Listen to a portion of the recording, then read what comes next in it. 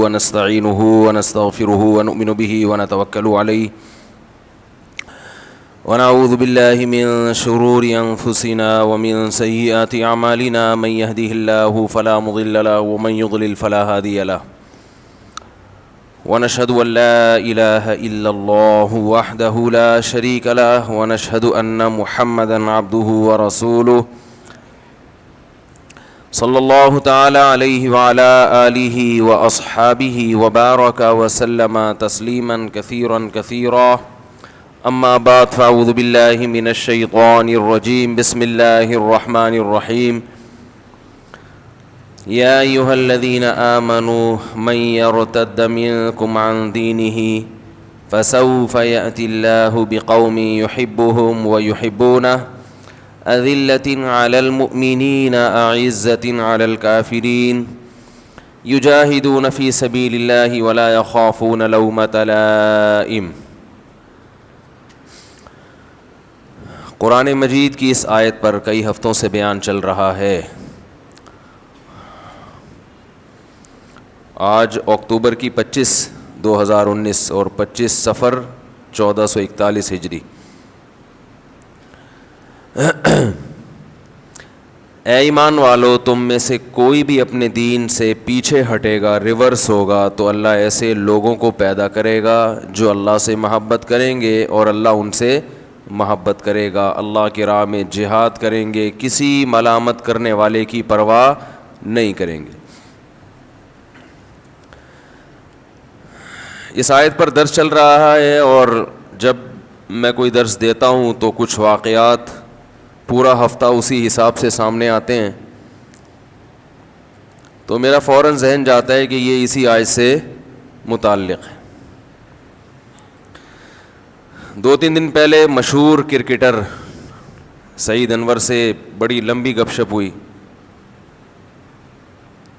بھائی سعید انور تبلیغ میں لگ گئے ہیں تو اب بھائی سعید انور، پہلے مسٹر سعید انور تھے، اب بن گئے ہیں بھائی سعید انور۔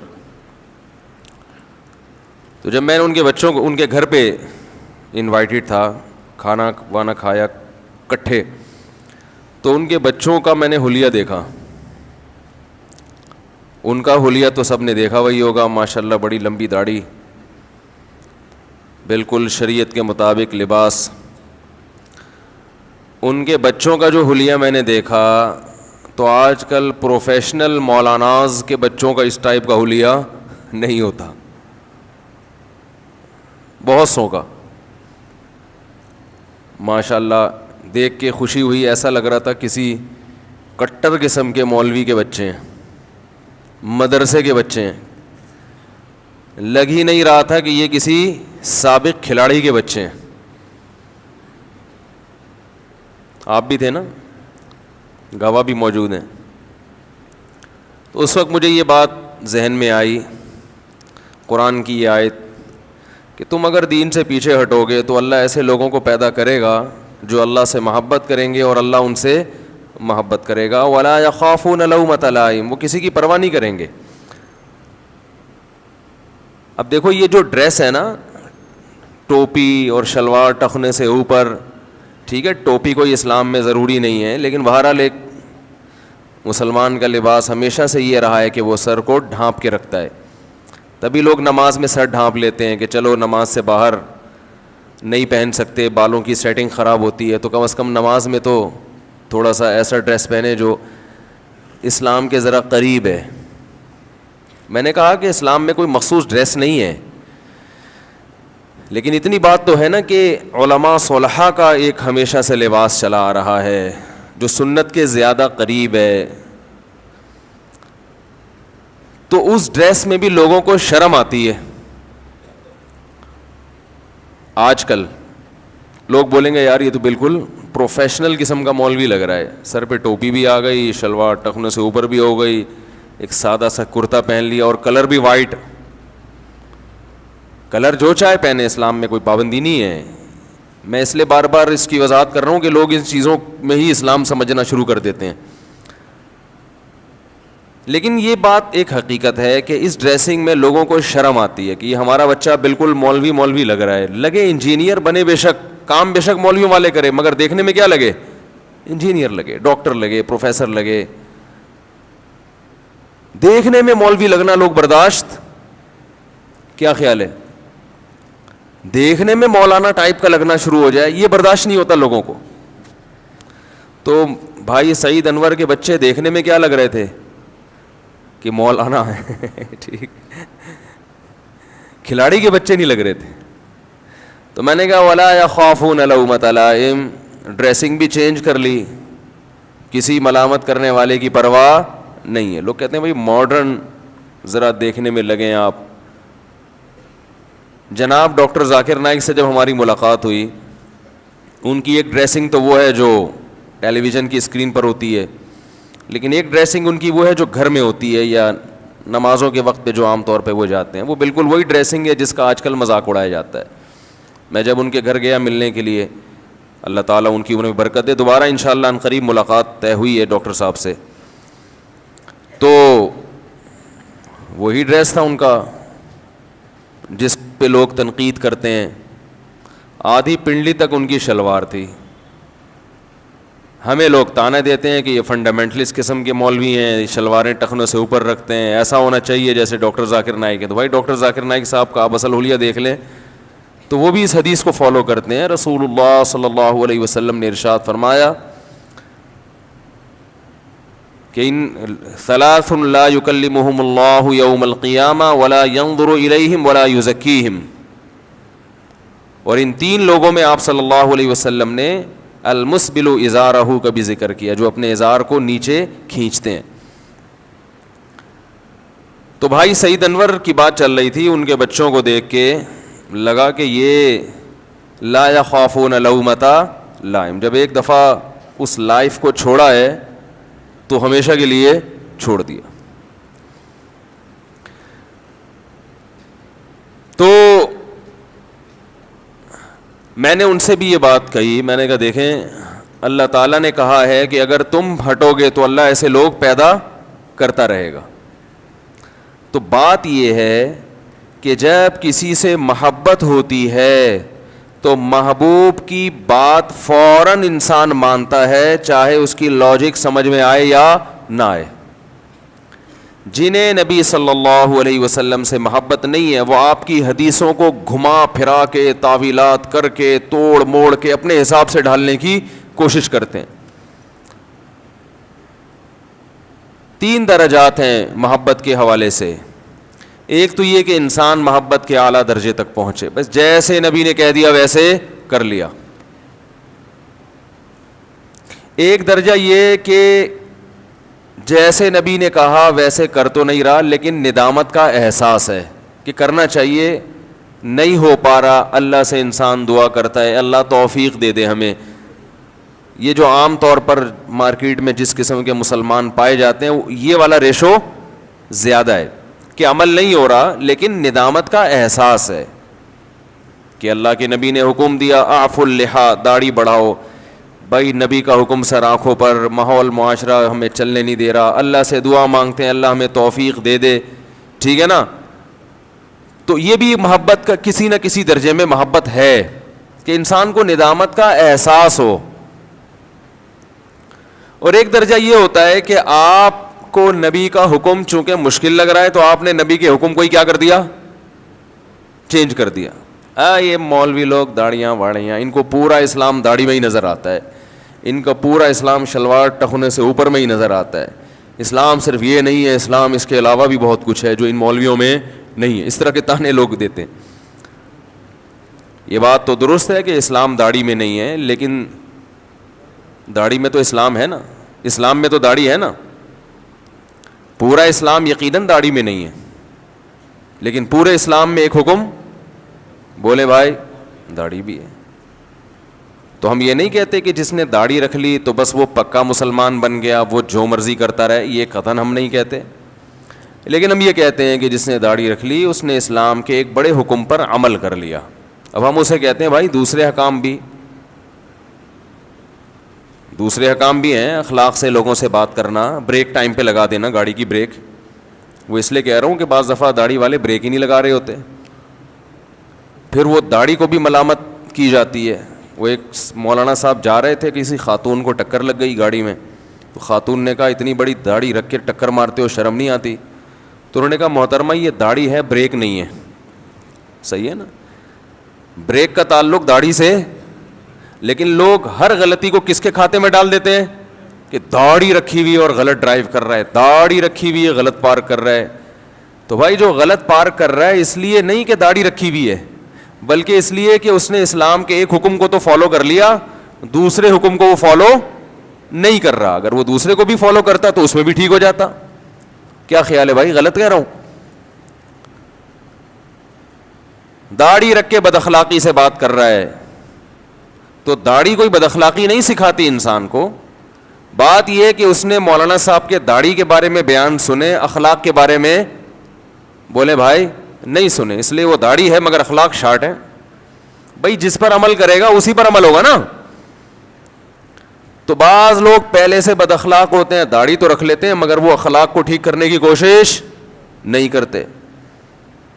انہوں نے یہ حدیث نہیں سنی ہوتی کہ کسی سے مسکرا کے بات کرنا صدقہ ہے. اگر پولیس والے نے آپ کو روکا تو آپ پولیس والے سے مسکرا کے بات کریں, اور پولیس والے کو چاہیے کہ آپ سے مسکرا کے بات کرے. تو ایسے ہے جیسے دونوں نے ایک دوسرے کو 50-50 روپے تو ویسے ہی پکڑا دیے. صدقہ ہے نا, حدیث میں آتا ہے. بھائی نبی صلی اللہ علیہ وسلم نے ارشاد فرمایا کہ یہ بھی صدقہ ہے, ان تلقا اخاک بوجہ طلیق, اپنے مسلمان بھائی سے مسکراتے چہرے, خندہ پیشانی کے ساتھ ملو, تو یہ بھی کیا ہے, صدقہ ہے. کیا مطلب, جیسے 50 روپے تم نے پکڑا دی. تو اب اگر پولیس والا آپ سے 500 روپے مانگے تو آپ مسکرا کے بات کریں اور پھر 450 روپے دیں آپ اس کو. اوکے, یہ کہ آپ کہیں بھی 50 روپے جو میں نے تم سے مسکرا کے بات کی ہے, ٹھیک ہے, لیکن وہ بہت ہوشیار ہوتے ہیں, وہ آپ سے پھر مسکرا کے بات کرے گا, کہے گا وہ 50 میں نے واپس کر دیے, مجھے پورے 500 دے دو. ٹھیک ہے نا, سمجھ رہے نہیں سمجھ رہے؟ تو داڑھی میں یقیناً پورا اسلام نہیں ہے, لیکن بھائی اسلام میں داڑھی بھی ہے. تو لا یخافون لومۃ لائم, اللہ کی محبت. میں یہ پولیس سے متعلق چھوٹی سی بات چل پڑی ہے تو میں اس کو ذرا مکمل کر لوں.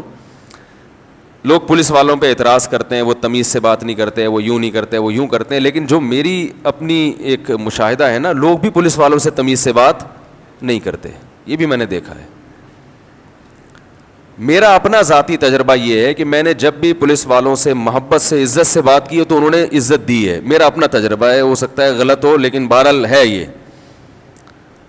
ہمارے ہاں بھی ایک دم چھوٹتے ہی بدتمیزی شروع کر دیتے ہیں اور فوراً کسی بڑے آفیسر کا حوالہ دینا شروع کر دیتے ہیں. ابھی میں فون ملاتا ہوں, ابھی ہمارے ایک دوست ہیں, ان کو رینجرز والوں نے روکا تو انہوں نے فوراً فون ملانا شروع کر دیا کسی آفیسر کو. ان کی کمبختی آئی ہوئی تھی, وہ فون ملا ہی نہیں, تو رینجرز والے نے آ کے ایک تھپڑ لگایا زور سے. اب وہ شکایت کریں کہ رینجرز والے نے ہاتھ اٹھایا, تھپڑ مارا, تو بھائی آپ بھی تو غلط حرکت کر رہے ہو. اس نے آپ کو روکا ہے, اس کا رائٹ ہے, آپ اس کو ڈاکومنٹس چیک کروائیں, گاڑی کی تلاشی دلوائیں, یا بائک ہے تو وہ چیک, جو بھی اس کا حق ہے نا. آپ فوراً فون ملانا شروع کر دیا, فنڈر گیری شروع کر دیا آپ نے. جب آپ ایک ملک کے شہری ہو تو آپ کو اس قانون کو فالو کرنا پڑے گا. پھر اگر وہ تھپڑ لگا رہا ہے آپ کے, نہیں لگانا چاہیے تھا, غلط کیا, مگر آپ نے بھی صحیح نہیں کیا. تو آپ اگر وہ ظلم زیادتی کر رہا ہے آپ کے اوپر, بلا وجہ آپ کو ذہنی ٹارچر کر رہا ہے, پھر سمجھ میں آتی ہے بات. اس بیچارے نے آپ کو روکا ہے چیکنگ کے لیے, آپ نے فوراً فنڈر گیری شروع کر دی کہ میں ابھی فون ملاتا ہوں, وہ ملا ہی نہیں. پھر بعد میں جب ان آفیسر سے ملاقات ہوئی تو انہوں نے کہا بتاؤ کیا کام ہے. تو وہ مجھے مثال یاد آتی ہے, کہتے ہیں کہ جو مکہ آدمی کو لڑائی کے موقع پر یاد نہ آئے تو وہ پھر اپنے منہ پہ مار لینا چاہیے. ایک آدمی کا پھڈا ہوا نا کسی سے, تو بعد میں یاد آیا, اڑے اس وقت اگر میں اس کے جبڑے پہ یہاں اس زاویے سے لگاتا تو دانت ٹوٹ جاتے, وہ تو مجھے یاد ہی نہیں رہا. تو ایسا مکہ پھر کس کے لگانا چاہیے, اپنے لگا لینا چاہیے کہ جو ٹائم تھا اس وقت یاد نہیں آیا, مار کھا کے آ گئے, اب جو ہے اب آپ کہہ رہے ہو بھائی یہ یوں کر لیتا تو یوں کر لیتا. تو جب بھی کوئی پولیس والا روکے اس سے عزت احترام سے بات کریں. کاغذات مانگ رہا ہے, بھائی کاغذ پکڑائیں, بولیں یہ سچی مچی کے کاغذات ہیں, اور میں نے دیکھا ہے کہ آپ کے ڈاکومنٹس پورے ہوں تو پھر پولیس والے رشوت, بولو بھائی, نہیں مانگتے. رشوت کا مسئلہ وہاں کھڑا ہوتا ہے جہاں آپ ہی چور ہو, آپ میں ہی گڑبڑ ہو, پھر رشوت کی بات چلتی ہے. اب یہ دیکھو, یہ جو سوزوکی والے ہیں, جو کیری سوزوکی ہے, قانون یہ ہے کہ آپ جتنا گاڑی کا حجم ہے اس سے زیادہ مال لوڈ نہیں کر سکتے. یعنی ایسا نہیں کر سکتے کہ ایک گاڑی جا رہی ہے اور 4 گاڑیوں کی جگہ گھیر رہی ہے, اس میں سریا دائیں بائیں نکلا ہوا ہے, تو یہ خلاف قانون ہے اور اس کا بڑا نقصان بھی ہوتا ہے. میں ایک دفعہ لانگ روٹ پہ گیا تو ٹرک چل رہے ہیں, وہ ان کے اوپر مال جو پڑا ہوا ہے نا وہ اتنا پھیلا ہوا ہے کہ 2 ٹرکوں کی جگہ گھیری ہوئی ہے, تو وہ پوری روڈ پہ نا ایسے چودراہٹ کے ساتھ چل رہے ہیں, اوورٹیک کرنے کی جگہ ہی نہیں ہے. تو غلطی ٹرک والے کی ہے کہ نہیں ہے؟ تو اب ایسے موقع پہ غلط کام جب کرو گے تو پھر جان چھڑانے کے لیے رشوت دیتے ہیں, جو کہ ناجائز ہے. ابھی میرا ایک بیان آیا کہ ظلم سے بچنے کے لیے یا اپنا جائز حق کے لیے رشوت دینا جائز ہے. اس پہ بعض لوگوں نے بڑے نیگیٹو کمنٹس کیے, یہ مولوی لوگوں کو رشوت کی ترغیب دے رہا ہے. رشوت کی ترغیب نہیں دے رہا میں ظلم سے بچنے کی ترغیب دے رہا ہوں. بعض مرتبہ آپ کا بالکل حق ہوتا ہے, ایک جائز حق ہے, اور آپ رشوت نہیں دیتے تو آپ کا جائز حق مارا جاتا ہے. جائز حق مارا جانا ظلم ہے یا نہیں ہے؟ تو ظلم سے بچنے کے لیے رشوت دی جا سکتی ہے. اس لیے نہیں کہ آپ رشوت دے رہے ہیں, اس لیے کہ اپنے آپ سے ظلم کو دور کر رہے ہیں. اس موقع پر رشوت لینے والے کو گناہ پھر بھی ہوگا کہ وہ کیوں لے رہا ہے, وہ رشوت لیے بغیر آپ کا جائز حق کیوں نہیں دے رہا. تو علماء پہ اعتراض کرنا بہت آسان ہے, لیکن پریکٹیکل لائف میں جب آپ پھنسیں گے تو آپ کو بھی یہ کام کرنا پڑے گا. بعض سرکاری اداروں میں ایسے ہوتا ہے کہ آپ مکمل قوائف پہ پورے اتر رہے ہیں, آپ کا حق ہے, لیکن ایک آدمی جو اس معیار پہ نہیں اترتا وہ پیسے دے کے جاب لے لیتا ہے اور نااہل آدمی بھرتی ہو جاتا ہے. تو اس سے بہتر نہیں ہے کہ اہل آدمی پیسے دے کے بھرتی ہو جائے جو اہل ہے. پھر بھی ہم کہتے ہیں جس سرکاری آفیسر نے رشوت لی ہے وہ تو بہرحال گناہگار ہوگا, کیونکہ اس کو پر لازم تھا کہ آپ کو بغیر رشوت لیے جاب دیتا. وہ رشوت کیوں لے رہا ہے؟ اس کے لیے جائز نہیں ہے. آپ کے لیے اہل ہونے کی وجہ سے جائز ہے کہ پوری قوم کا نقصان ہو رہا ہے اس میں, نہ اہل آدمی رشوت دے کے آگے جا رہا ہے. تو علماء کی بات کو سمجھنا چاہیے کہ کیا کہہ رہے ہیں. کمنٹس نیچے, پھر میں نے جب جواب دیا تو آگے سے تبصرہ آیا, قرآن حدیث تو ہے نہیں آپ لوگوں کے پاس, ادھر سے ممبر میں بیٹھ کے پھینکتے ہو. آپ قرآن و حدیث سے ثابت کرو کہ ظلم سے بچنے کے لیے بھی رشوت دینا حرام ہے اور اپنے اوپر ظلم کرنے دینا جائز ہے ایسے موقع پہ. یہ حدیث سے آپ, قرآن میں صاف ہے کہ نہیں ہے, لا يحب اللہ الجہر بالسوء من القول الا من ظلم, اللہ کو بری بات پسند نہیں ہے مگر جس پر ظلم ہوا ہو. تو ظلم سے بچنے کے لیے دفاع میں وہ اتنی بری بات کر سکتا ہے. تو خیر کہاں سے کہاں بات چلی گئی. تو پولیس والوں سے بھائی تھوڑا احترام سے بات کر لیا کریں, ٹھیک ہے نا. پھر بھی اگر وہ ظلم زیادتی کریں تو پھر بات سمجھ میں آتی ہے. اور دوسری بات یہ کہ سارے سرکاری محکموں میں برے بھی نہیں ہوتے. میرے جب تک تعلقات بہت زیادہ نہیں تھے اس وقت تک میں بھی یہ سمجھتا تھا کہ جتنے سرکاری اداروں میں لوگ ہیں سارے چور بیٹھے ہوئے ہیں, پولیس میں جتنے معاذ اللہ سارے چور ہیں. لیکن جب ہماری الیک سلیک ہوئی اور اوپر کے طبقے سے بھی سلام دعا ہوئی, بہت سے لوگ تو ایسے ہیں کہیں رابطہ ہوتا ہے تو وہ خود کال کر لیتے ہیں, آپ وہی مفتی طارق صاحب ہیں جو یوٹیوب پہ بیان دیتے ہیں, ہاں جی میں وہی بات کر رہا ہوں, اچھا آپ کے ڈاکومنٹس میرے پاس آئے ہوئے ہیں, میں تو روزانہ آپ کا بیان سنتا ہوں, ٹھیک ہے نا. تو ان سے سلام دعا ہو جاتی ہے. تو جب تعلقات بڑھتے ہیں تو پھر انسان کو پتہ چلتا ہے کہ سارے خراب, بولو بھائی نہیں. ابھی ایک گورنمنٹ کے آفیسر تھے, میری ان سے کل ملاقات ہوئی, کہاں ہیں میں یہ نہیں بتاؤں گا. تو ایمانداری سے جاب کر رہے ہیں. انہوں نے مجھے بتایا کہ میں اولڈ ہاؤس میں, اولڈ ہوم جہاں بوڑھوں کو لوگ کہتے ہیں, میں نے یہ تو بچپن میں سنا تھا کہ بچے کو پھینک دیا ماں باپ نے بچہ پیدا ہوتے ہی, لیکن اب ماں باپ کو پھینکنے کی بھی روایت ہمارے ملک میں شروع ہو گئی. والدین بوجھ سے بچنے کے لیے بسا اوقات بچوں کو پھینک دیتے تھے نا پہلے زمانے میں. کہہ رہے یہ تو بہت سنا تھا, اب یہ بھی سننے میں آ رہا ہے, دیکھنے میں آ رہا ہے کہ بوڑھے ماں باپ کو بچوں نے پھینک دیا. اولڈ ہاؤس میں جب آپ ماں باپ کو لے کے جاتے ہو تو پھینکنا ہی ہوتا ہے نا, کیا ہو گیا بھائی, یہ تو پھینک دیا نا آپ نے ان کو وہاں. کہہ رہے ہیں ایسے بوڑھوں کے ساتھ میں تعاون کرتا ہوں, بڑے ماشاءاللہ گورنمنٹ میں ایک بڑی یعنی ایک اچھی پوسٹ پر ہے, اور میں حیران ہوا کہ ان کی دیانتداری اور ان کے اس قسم کے کاموں کو, کہ دیکھو کیسے کیسے اچھے اچھے لوگ ملک میں پڑے ہوئے ہیں بھائی. غربا کا کتنا خیال کرنا, یتیموں کا کتنا خیال کرنا. پھر انہوں نے اپنے بچپن میں بھانجوں کو بھی پالا ہے. ان کی بہن بیوہ ہو گئی تو اس کے چھوٹے بچوں کو باپ بن کے, سب سے زیادہ میں ان کی اس بات سے متاثر ہوا. بہن بیوہ ہو گئی جوانی میں. ہمارے معاشرے میں اب بہن بیوہ ہو جائے تو بھائی جان چھڑانا شروع کر دیتے ہیں. یہ نوبت آنا شروع ہو گئی ہے کہ اپنے بچوں کو لے کے خود ہی پالو, جاب کرو, یہ کرو وہ کرو, ہماری ٹینشن نہیں ہے اب. اور یہ کیوں ہو رہا ہے؟ فیملی پلاننگ کی وجہ سے, کہ اپنے دو بچوں سے زیادہ جب بوجھ لگیں گے تو بہن کے بچے تو اپنے ہیں بھی نہیں, وہ تو اور بوجھ لگیں گے نا. آج آپ لوگ کافی بجھے بجھے سے لگ رہے ہیں بھائی. فیملی پلاننگ والوں نے یہ ذہن بنایا ہے کہ بچے دو ہی اچھے, تیسرا بوجھ ہے. تیسرا کیا ہے؟ وہ آپ کا خرچہ کرائے گا, وہ مہنگائی کا ذریعہ بنے گا, حالانکہ وہ اپنا ہے. تو جب یہ ذہن آپ کا بن گیا تو کسی بیوہ کے بچے آپ کو اپنانا کا شوق پیدا ہوگا؟ دیکھو جب تک یہ سوچ نہیں تھی اس وقت کیا ہوا کرتا تھا. قرآن کہتا ہے حضرت مریم کی والدہ کا انتقال ہوا تو حضرت مریم کے بارے میں سب رشتہ داروں نے کہا ہم پالیں گے اس بچی کو. یہاں تک کہ قرآن اندازی ہوئی ہے. سمجھ رہے؟ بچہ ایسی مرغوب چیز ہے جو آپ کی آنکھوں کی ٹھنڈک بنتا ہے, لہذا انسانی فطرت ہے کہ ہر شخص بچے کی طرف راغب ہوتا ہے کہ میں اس کو اپنی اولاد بناؤں. جب تک فیملی پلاننگ والوں کے زہریلے انجیکشن سے لوگ متاثر نہیں تھے, لوگوں میں یہ جذبہ تھا کہ اگر کسی بچے کے ماں باپ نہیں ہے تو کون باپ بنے گا اس کا؟ میں بنوں گا, مجھے فری میں بچہ مل رہا ہے, اس پہ خرچ کروں گا, یہ میرے بھی کام آئے گا, میری آنکھوں کی ٹھنڈک بنے گا. حضرت مریم کی والدہ کا انتقال ہوا, جھگڑا ہو گیا, ہر ایک کہہ رہے کہ اس بچی کو ہم پالیں گے.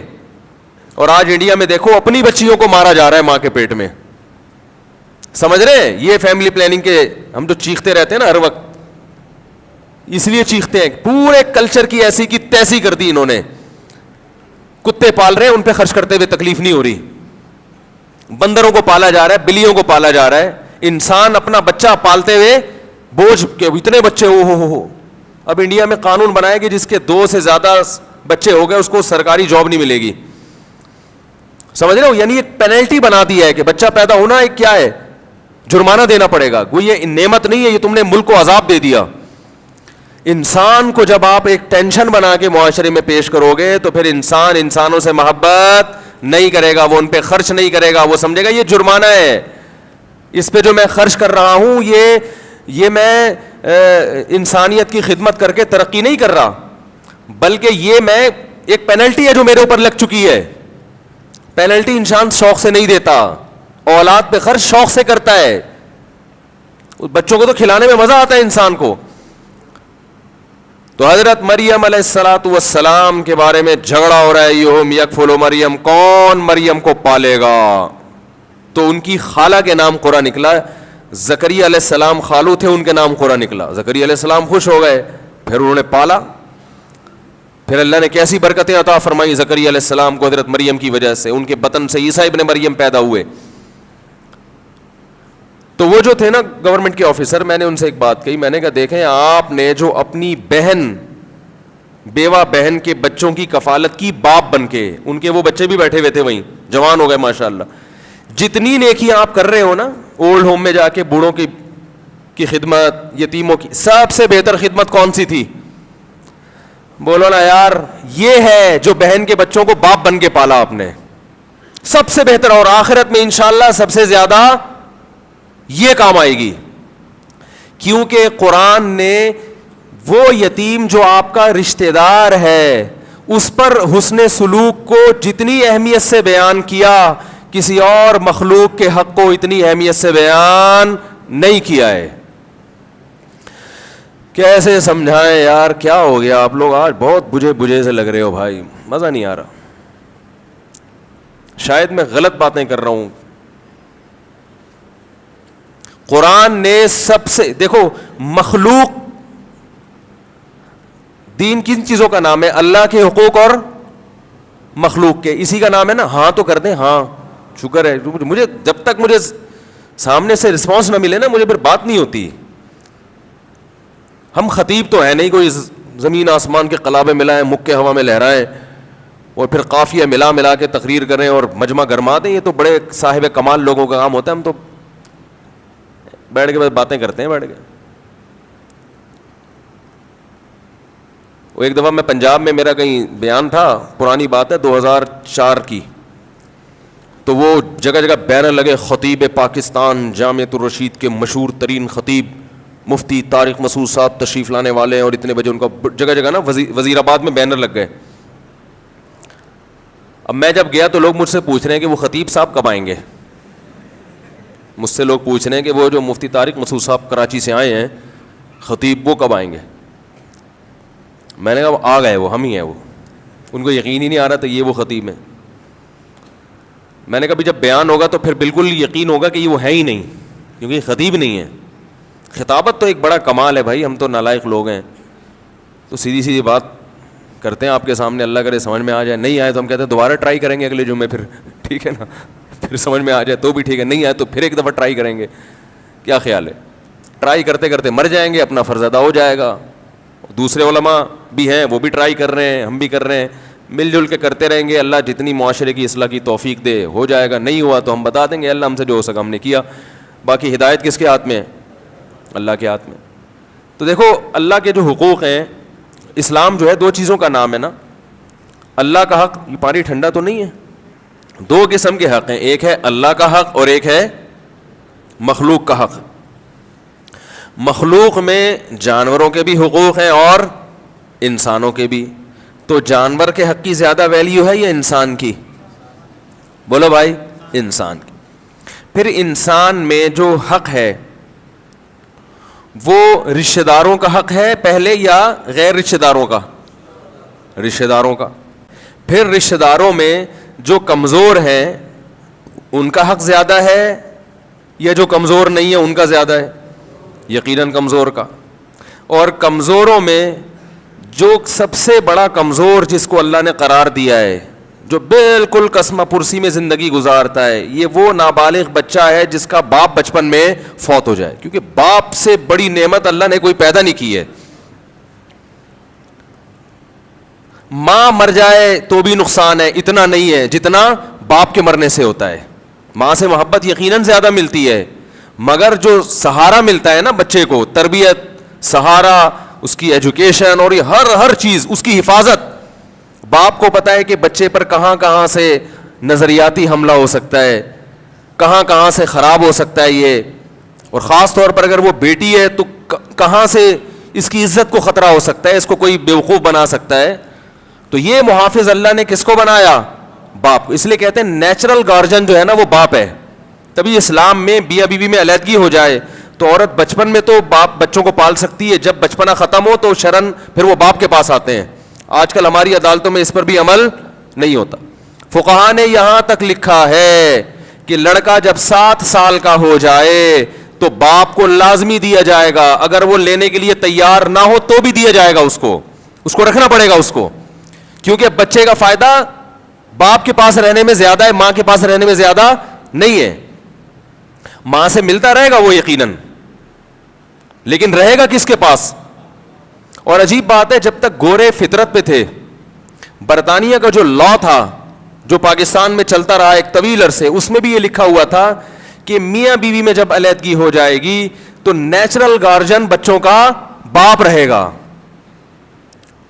سمجھ میں آ رہی ہے بات؟ اور اسلام میں بھی ایسا ہی ہے. وَعَلَى الْمَوْلُودِ لَهُ رِزْقُهُنَّ, اللہ فرماتے ہیں کہ جس کے لیے بچہ جنا گیا ہے اس پر لازم ہے کہ اس عورت کا خرچہ بھی اٹھائے, بچے کا بھی.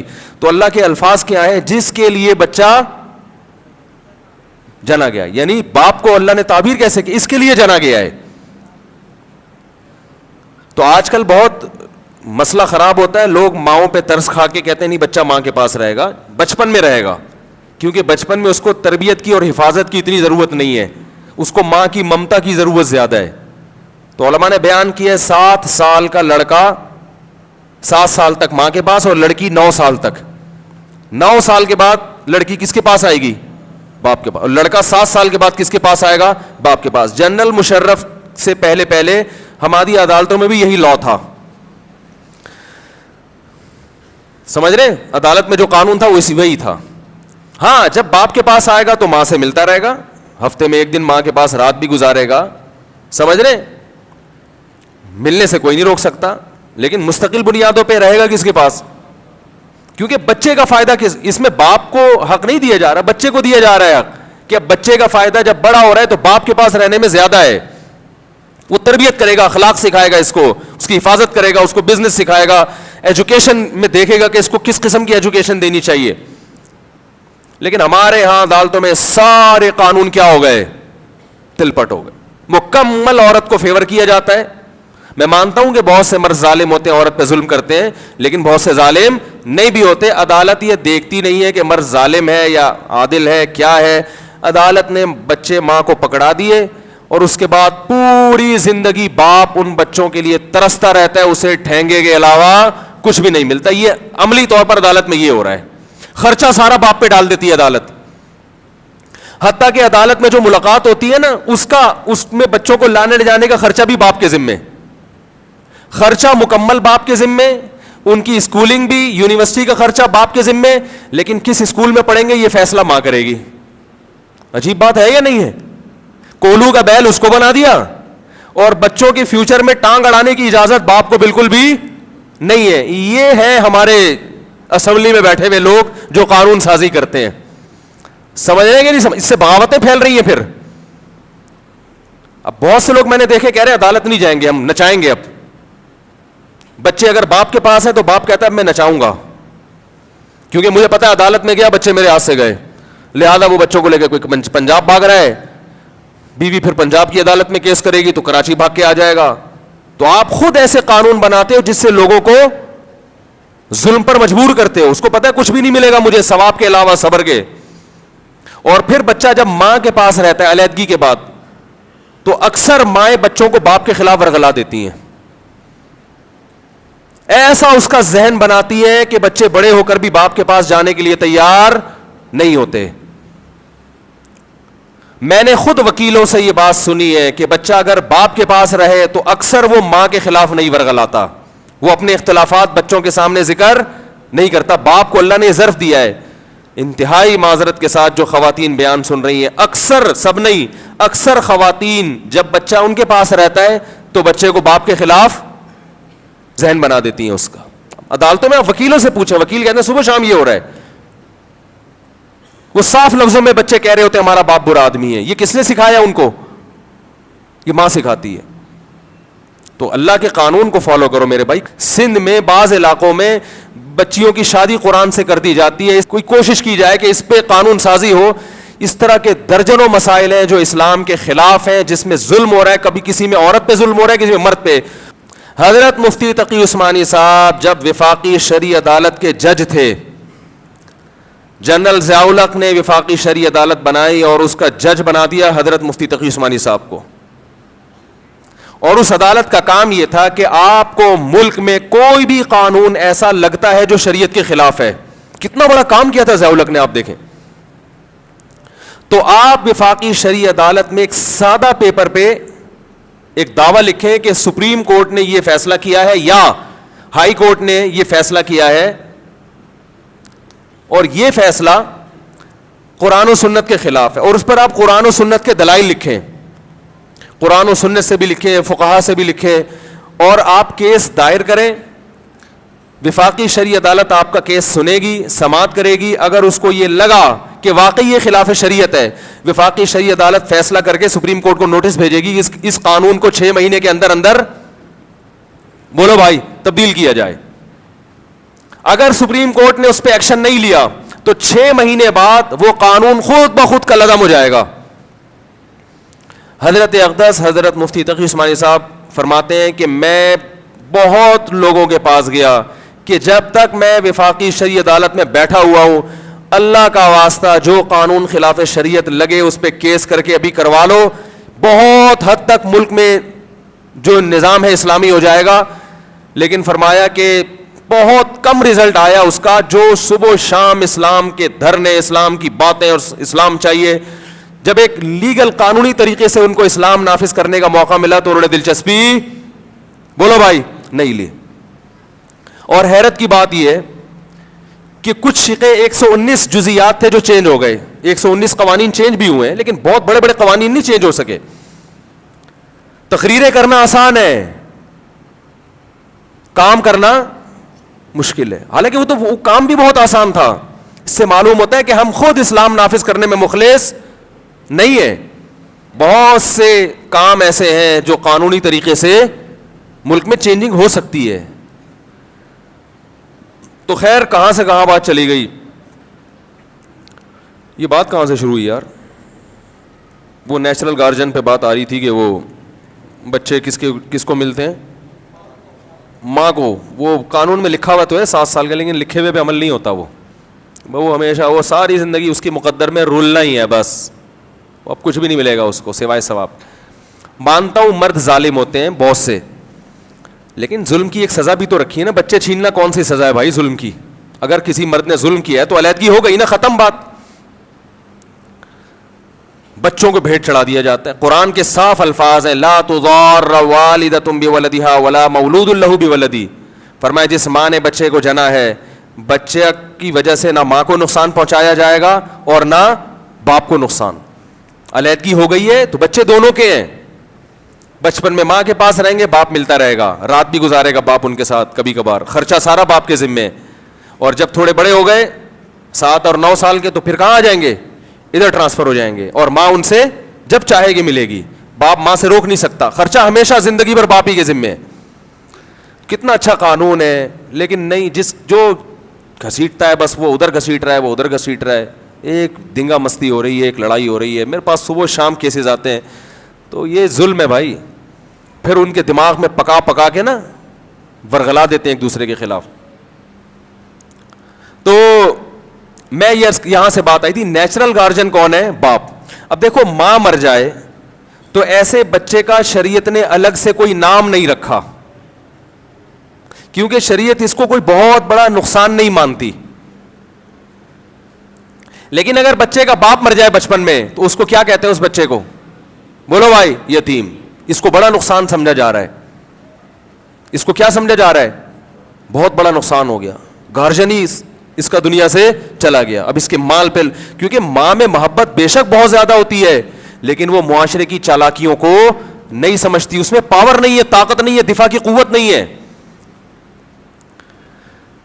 تو اب اللہ نے سب سے بڑا حق جو بیان کیا ہے وہ مخلوق میں انسانوں کا, انسانوں کے بعد رشتہ داروں کا, پھر رشتہ داروں میں جو کمزور ہو, پھر کمزور کی اللہ نے مثال دی ہے. سب سے بڑا کمزور کون ہے؟ یتیم. پھر وہ یتیم جو رشتہ دار ہے اس کا حق زیادہ ہے یا جو رشتہ دار نہیں ہے اس کا حق زیادہ ہے؟ تو رشتہ دار کا حق زیادہ ہے. پھر رشتوں میں سب سے قریبی رشتہ بھائی بہن کا ہے یا نہیں ہے؟ تو اب آپ مجھے بتاؤ, ایک آدمی کی بہن بیوہ ہوئی اور اس نے اس کے چھوٹے بچوں کو باپ بن کے پالا, تو مخلوق کی اس سے بڑی خدمت اسلام میں نہیں ہو سکتی. تو میں نے ان گورنمنٹ کے جو آفیسر تھے, ممکن ہے بیان سنے میرا, وہ میں نے ان سے ایک بات کہی. میں نے کہا آپ کے اولڈ ہوم میں جانا اور بوڑھوں کی خدمت کرنا اور غریبوں کو کھلانا یہ سب اپنی جگہ, لیکن جو خاندانی کام آپ نے کیا ہے وہ کیا کیا ہے؟ یہ جو یتیم بچوں کو باپ بن کے پالا. ایک تو پالا, عیدی سینٹر والا بھی پالنا ہوتا ہے. پالتے تو بکرے بھی ہیں نا لوگ, کتے بھی پالتے ہیں, بکرے بھی پالتے ہیں. ان کو باندھ دیا کھونٹی سے, صبح کچھ کھلا دیا, شام کو گھاس ڈال دی. کیا خیال ہے؟ یہ بھی پالنا. اور ایک ہوتا ہے اپنی اولاد سمجھ کے پالنا, ان کو اچھی ایجوکیشن دینا, معاشرے میں ایک عزت دار فرد بنانا ان کو. تو یہ سب سے بڑی خدمت. میں نے کہا یہ کام سب سے زیادہ کیا ہو گیا بھائی؟ خاندانی ہو گیا. ہمارے نبی یتیم تھے. اللہ نے فرمایا کہ اے نبی آپ یتیم تھے تو اللہ نے آپ کے ٹھکانے کا انتظام کیا, ورنہ یتیموں کا اکثر پرسان حال نہیں ہوتا, کوئی ٹھکانہ نہیں ہوتا, عزت نہیں ملتی. لہذا اللہ اپنے نبی پر احسان جتلا رہے ہیں, بتا رہے ہیں کہ فَأَمَّا الْيَتِيمَ فَلَا تَقْهَرْ, آپ نے بھی یتیم کو دھتکارنا نہیں ہے. اب ایسا نہ ہو کوئی یتیم آپ کے گھر پر اور آپ اس کو دھکے دے کے نکال دیں. نا نا نا نا, اپنا بچپن یاد کریں. آپ یتیم تھے, اللہ نے آپ کی چچا کے ذریعے کفالت کروائی, چچا کو باپ بنا دیا آپ کا, انہوں نے باپ کی طرح پالا ہے آپ کو, تو یہ احسان اللہ نے کیا ہے. لہذا آپ نے بھی کیا کرنا ہے. اچھا دیکھو یہاں ایک علمی نقطے کی بات, آپ کے چچا کا دین الگ تھا اور آپ کا دین الگ, لیکن رشتہ دار تھے نا. چچا جس طرح پال سکتا ہے اپنے بھتیجوں کو, غیر نہیں پال سکتا. تو یتیموں کا اصل ٹھکانہ عیدی سینٹر نہیں ہے, وہاں ان کو روٹی پانی ملے گی, وہ عزت محبت نہیں ملے گی. یتیموں کا اصل ٹھکانہ یہ ہے کہ باپ مر گیا تو کون پالے, چچا پالے اس کو. غیر مسلم ہونا برداشت ہے, لیکن خونی رشتہ نہ ہونا یہ برداشت نہیں ہے, کیونکہ غیر مسلم بھی ہوگا, خون تو بلڈ تو ایک ہی ہے نا.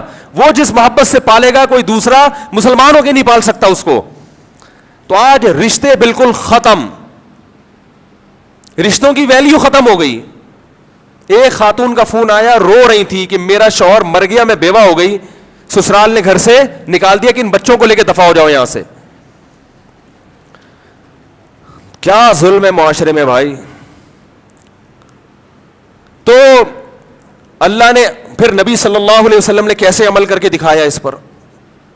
آپ جہاں نے فرمایا کہ جس نے یتیم کے سر پہ ہاتھ پھیرا, جتنے بال آئیں گے اللہ اس کو اتنی نیکی عطا کرے گا. اور نبی کی غربت دیکھو, فیملی پلاننگ والے کہتے ہیں 2 بچے ہو گئے نا, تیسرا نہ پیدا کرو, غربت بڑھے گی. نبی کے پاس 40 دن کھانے کے لیے روٹی نہیں ہے. ام سلمہ کو نکاح کا پیغام بھیجا, ان کے چھوٹے چھوٹے بچے. ام سلمہ رضی اللہ عنہا نے فرمایا یا رسول اللہ کہ میری عمر بھی زیادہ ہے اور میرے چھوٹے چھوٹے بچے بھی ہیں, میں کیسے شادی کر سکتی ہوں آپ سے. نبی کے پاس کھانے کو روٹی نہیں ہے, بیوہ سے نکاح بھی ہو رہا ہے اسی میں, اور اس کے بچوں کو لے کے یتیم بچوں کو پالا بھی جا رہا ہے. او بھائی اس کی کوئی مثال دکھا سکتا ہے معاشرے میں؟ آپ صلی اللہ علیہ وسلم نے فرمایا کہ آپ کی جو عمر کا مسئلہ ہے, انا اسن منکا, میری عمر آپ سے بھی زیادہ. رہا بچے, فرمایا بچے بھی لے آؤ. فإلی اللہ وإلی رسولہ, وہ بھی اللہ اس کے رسول کی طرف لے آؤ بچے بھی. 40 دن کھانے کو روٹی نہیں ہے, 40 دن چولہا نہیں جلتا, پھر بھی بیوہ سے بھی نکاح ہو رہا ہے اور بچوں کو پالا بھی جا رہا ہے کہ بھئی اسی بھوک میں جہاں روکھی سوکھی ہمیں مل جاتی ہے تو بچوں کو بھی وہی کھلا دیں گے. کیسا جذبہ ہے؟ فیملی پلاننگ تمہیں کیا سکھا رہی ہے, اور اسلام تمہیں بالکل اس کے اپوزٹ لے کے جا رہا ہے. ایسا ہے یا نہیں ہے بھائی؟ نہیں آ رہی میرا خیال ہے یار, نہیں آ رہی. فیملی پلاننگ کی جذبہ بالکل اس کے اپوزٹ ہے. اپنا بھی پیدا نہ کرو اور غریب ہو جاؤ گے. اسلام کہہ رہے ہیں کچھ بھی نہیں ہے پھر بھی یتیم کی کفالت کر لو. جہاں اللہ کچھ نہ ہو کے بھی زندہ تو ہو نا, اس کا مطلب کچھ نہ کچھ تو مل ہی جاتا ہے, تو اللہ ان کو بھی زندہ رکھے گا, کچھ نہ کچھ انتظام ان کے لیے بھی کر دے گا. کیا اللہ نے عبد الرحمن ابن ام سلمہ نبی کی گود میں پلے ہیں. کھانے کے آداب میں امام مسلم نے صحیح مسلم میں حدیث نقل کی ہے. عبد الرحمن ابن ابی ام سلمہ فرماتے ہیں کہ میں نبی کی گود میں تھا اور نبی مجھے کھانے کے آداب سکھا رہے تھے کہ اپنے سامنے سے کھاؤ, صحیح ہے, بسم اللہ پڑھ کے کھاؤ. اس حدیث کو کھانے کے آداب میں تو پیش کیا جاتا ہے اور کہا جاتا ہے جب کھانا سامنے آئے تو اپنی طرف سے کھانا, اپنی جانب سے کھانا, اور بسم اللہ پڑھ کے کھانا سنت ہے. حالانکہ اس حدیث میں جو زیادہ ہائی لائٹ ہو رہی ہے جو چیز, وہ یہ کہ غربت کے باوجود بیوہ عورت سے نکاح کر کے اس کے یتیم بچوں کو پالنا اور ان کو کھانے کے آداب سکھانا, یہ اس سے بڑی سنت ہے. بہت مشکل ہے بھائی ایسی چیزیں مارکیٹ سے شارٹ. بس 2 بچے, تیسرا پیدا نہ کرو, اسکول کی فیسیں کون بھرے گا, 2 پڑھے لکھے ہو وہ 18 جاہلوں سے بہتر ہے. یہ کر کر کے دماغ ایسا خراب کیا ہے کہ اب انڈیا میں آپ دیکھ لو کہ وہ 2 ہی ہیں تو پھر 1 لڑکا 1 لڑکی چاہیے, یا 2 لڑکے چاہیے, تیسری لڑکی ہے تو مار دو اس کو جان سے, پہلی لڑکی ہے تو جان سے مار دو. اور بیوہ کے بچے لے کے کون پالے گا بھائی؟ اپنے جب تیسرا ناجائز ہے تو کسی اور کا ٹینشن سر پہ ڈالنا وہ تو اور بڑا ناجائز ہو گیا نا. یہ سوچ اسلام کی سوچ اسلام ہے کہ اکثر من عیالک, حضرت عمر فرماتے ہیں عیال بڑھاؤ, فإنکم لا تدرون بمن ترزقون, تمہیں پتہ نہیں اللہ تمہیں کس کی وجہ سے رزق دے گا. بڑھاؤ عیال, اولاد بھی پیدا کرو, ادھر یتیم بچوں کو بھی پالو, خرچ کرو, اللہ تمہیں برکت اسی وجہ سے دے گا. انکم ترزقون بضعفائکم, نبی صلی اللہ علیہ وسلم نے فرمایا تمہیں تمہارے کمزوروں کی وجہ سے رزق دیا جاتا ہے. کیونکہ اللہ قاسم ہے, تقسیم کرتا ہے. اللہ کی عادت نہیں ہے کہ ہر ایک کو دے, بلکہ اللہ کی عادت ہے کسی کے ذریعے کسی کو کھلاتا ہے. کنویں سے پانی نکالیں گے, پانی اس میں مزید آئے گا, اور اگر آپ کیلکولیشن کریں گے اتنے لیٹر پانی ہے, 6 گیلن نکال لیے تو کیا ہو جائے گا, کیلکولیشن کرتے رہو پھر یہودیوں کی طرح بیٹھ کر, اور پانی مت نکالو, وہ اسی میں سڑ جائے گا, کیڑے پڑ جائیں گے اس میں. نکالو تو نظر نہیں آ رہا کہاں سے آ رہا ہے, لیکن آ جائے گا, اور جتنا نکالو گے وہ زمین کی جو سوتے ہیں اور زمین کے جو لائنیں وہ اور کھلتی چلی جائیں گی.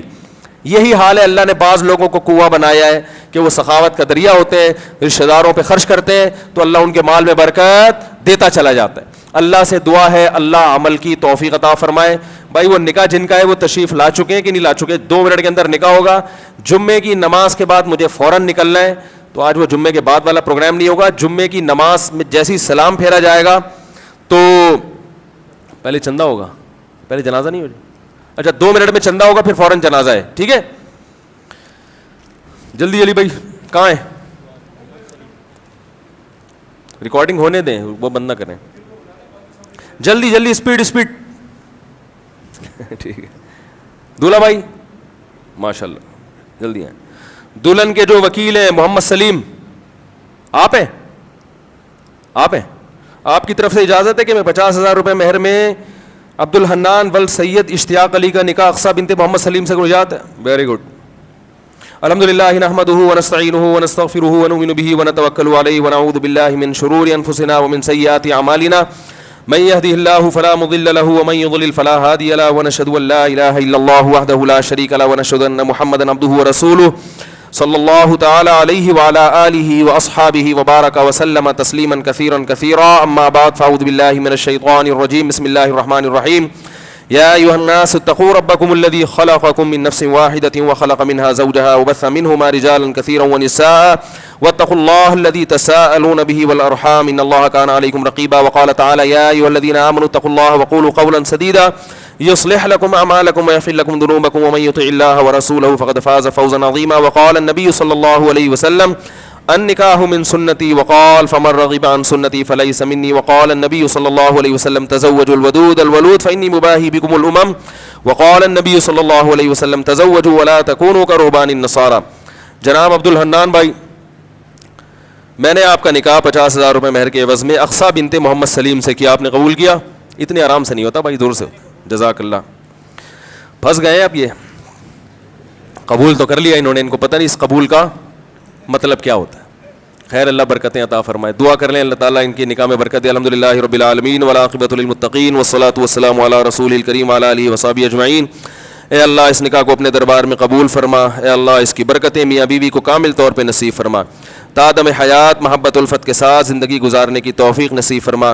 آپس کے اختلاف و انتشار سے, لڑائی جھگڑوں سے, ہر قسم کے شر و فساد سے اللہ ان کی حفاظت فرما. اے اللہ اس نکاح کو دونوں خاندانوں میں جوڑ کا ذریعہ بنا, دونوں خاندانوں میں محبت الفت کا ذریعہ بنا. شیطان کے شر سے, آپس کے لڑائی جھگڑوں سے, اختلافات سے اللہ دونوں خاندانوں کو محفوظ فرما. اس نکاح کی برکتیں کامل طور پہ اللہ ان کو برکتیں نصیب فرما. جس کی بھی جو جائز مراد ہو اللہ اس کی مراد کو پورا فرما. اللہم انا نسألک من خیر ما سألک منہ نبیک محمد صلی اللہ علیہ وسلم ونعوذ بک من شر ما استعاذک منہ نبیک محمد صلی اللہ علیہ وسلم. انت المستعان وعلیک البلاغ ولا حول ولا قوة الا باللہ. صلی اللہ تعالیٰ علی خیر خلقہ محمد وعلی آلہ وصحبہ اجمعین برحمتک یا ارحم الراحمین. بھائی میں نے مذاق کیا, کوئی پھنسے وسے نہیں ہے, وہ بہت خوش انشاءاللہ, اللہ آپ کو بہت اچھی زندگی دے گا.